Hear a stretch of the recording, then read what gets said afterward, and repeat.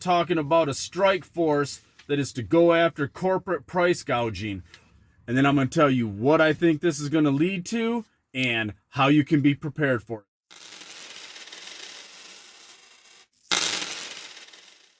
Hey, what's up, everybody? This is the Roy, and welcome to my channel, 40 and Broke, where we're all about getting out of debt, saving, investing, and getting our finances under control so we can live the life we've always dreamed of. Because that's what it's all about, living the life we've always dreamed of. So before we go any further, I am not a financial advisor. I'm just some jacknut that drives a truck and goes down YouTube rabbit holes and watches videos and reads articles, and I'm just trying to bring the stuff to you. I don't, like I've said in the past, I don't like the doom and gloom, but I'm all about being prepared, and that's what we need to do. We need to be prepared. It's the FTC, Federal Trade Commission, and the Department of Justice. It's a strike force to crack down on corporate price gouging, etc.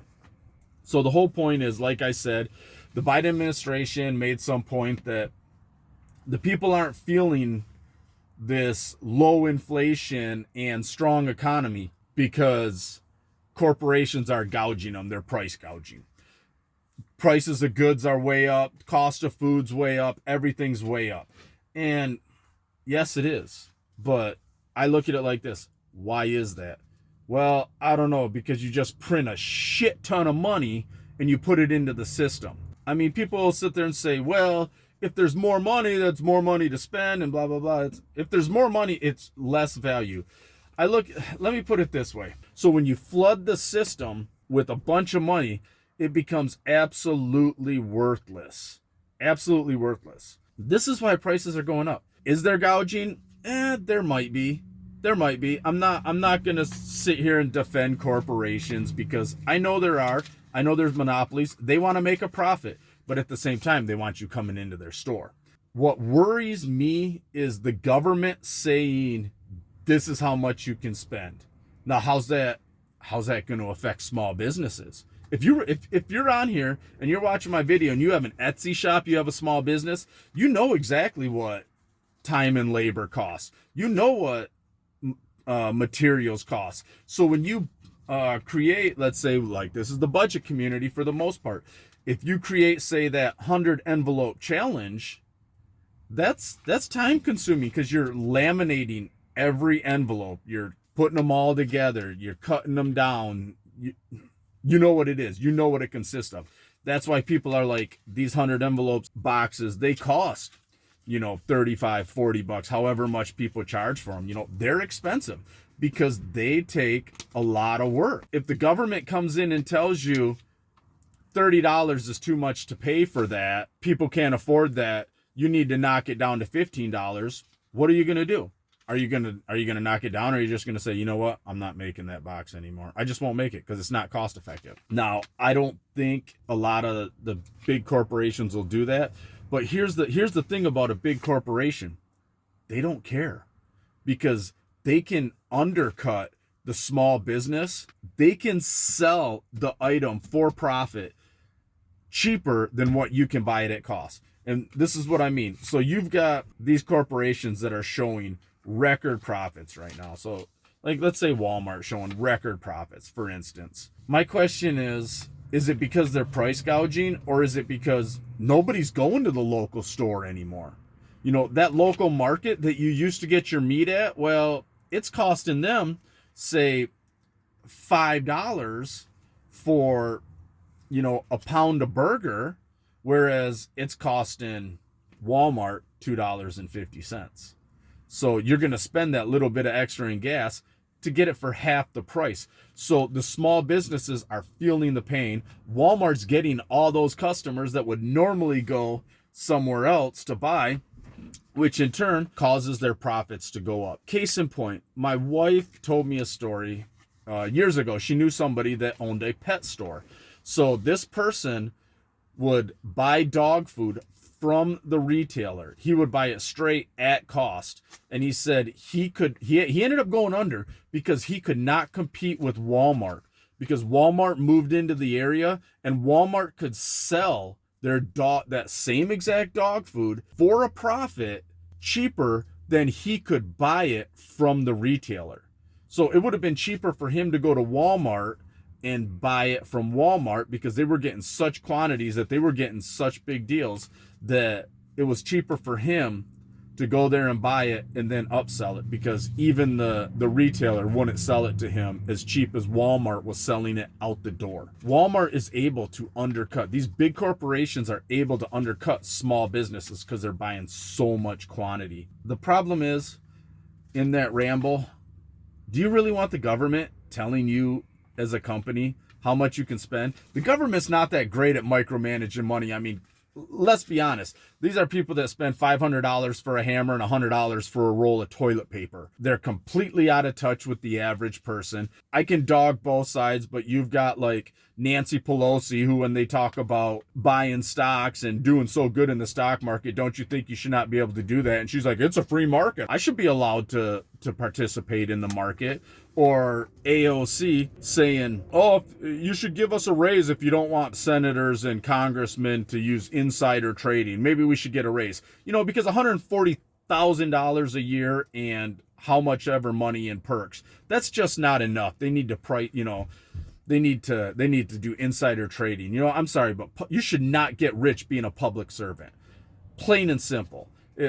I don't want to get into politics, because politics really pisses me off, and you can see that now. I think it's to me, I call it rage porn, because all it does is it's designed to keep everybody fighting each other, while the elites in Washington, or the elites in whatever capital you have, are fleecing you like a sheep. That's what it's designed for. Keep us fighting amongst each other, party politics, fighting amongst each other, so that we're at each other's throats, while they just do whatever they want and just get away with it. So yeah, the less the government gets into anything, I say, the better. So you got this thing where the Biden administration, they're going to come in, they're going to be like, hey, you're price gouging. You can't do that. So what are companies going to do? They're going to automate. They're going to go to AI. I mean, just right here, they're going to cut jobs. They're going to use robots. If you look at Amazon has 750,000 robots. 750,000 that can work 24 hours a day, 7 days a week. That would be the equivalent of, let's say, one robot, 3 workers. You just got rid of 2.25 million workers if they're running, one worker, 3 shifts.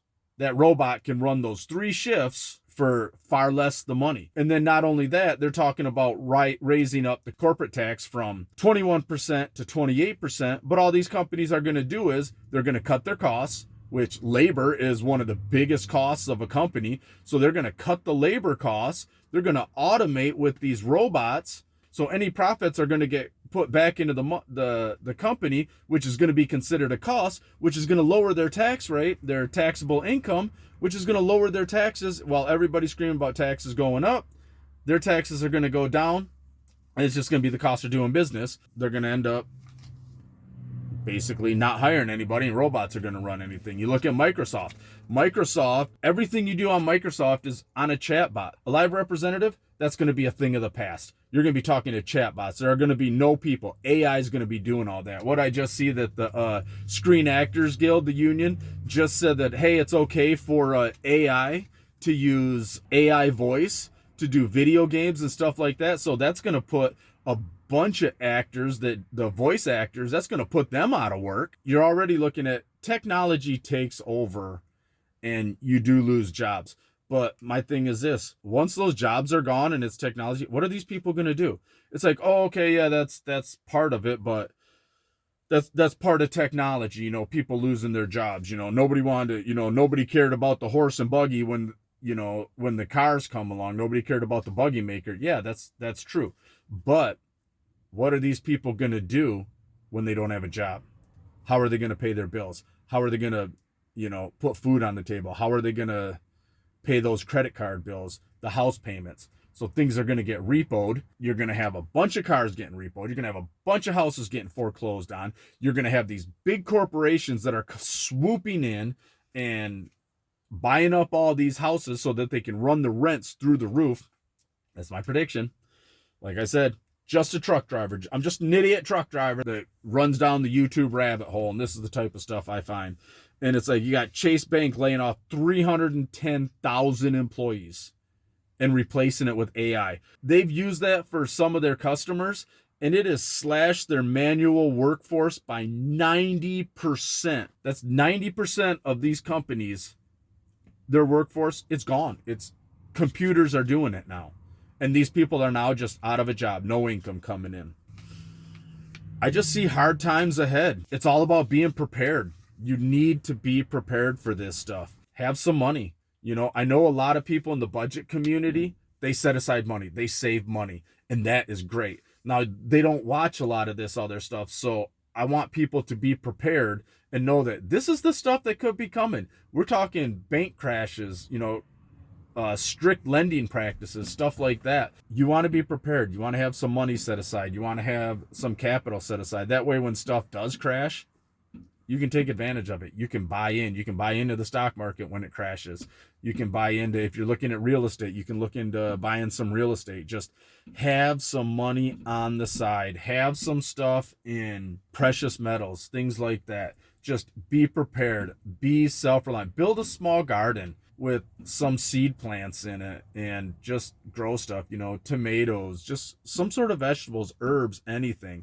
Just don't be so sufficient on other people and other things for everything that you have. Otherwise, that when that rug gets pulled out from underneath you, it's going to be hard. And that's what I think. I think this is going to be one of the largest wealth transfers in history, and I want everybody to be prepared for it. So, all right, everybody. Sorry about the doom and gloom, but be prepared for this. All right, later.